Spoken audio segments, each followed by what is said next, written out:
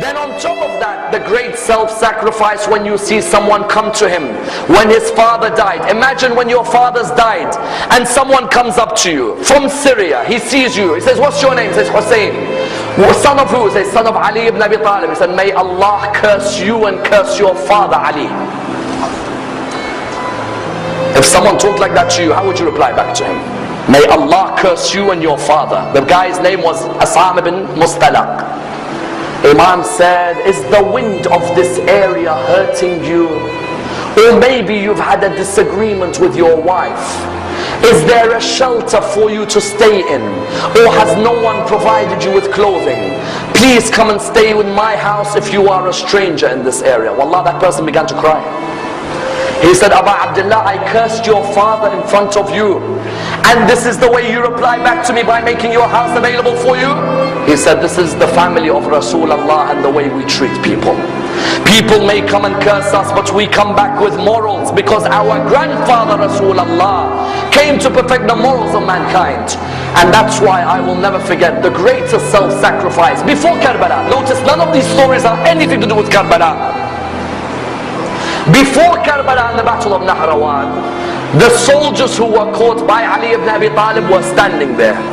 One of the soldiers, you all know him very well. He was fighting Ali ibn Abi Talib on that day.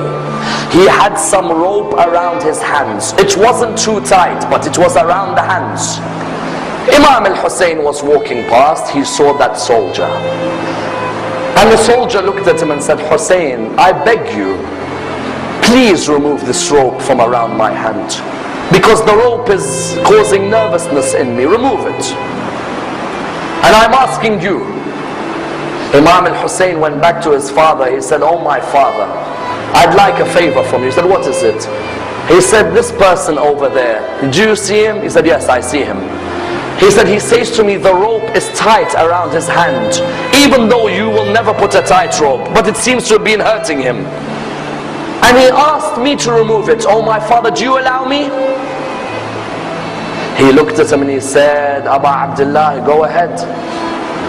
Aba Abdullah, why do you want to answer this? He said, Father, when someone asks through me, how can I reject?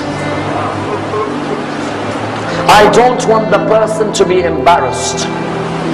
When you realize who this person is, that's when you realize how magnanimous a man this man is.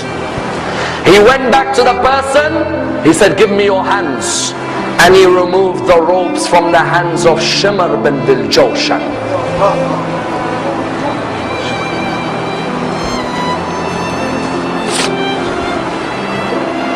Tell me, which mercy did he show to you when he sat on your chest on the afternoon in Karbala?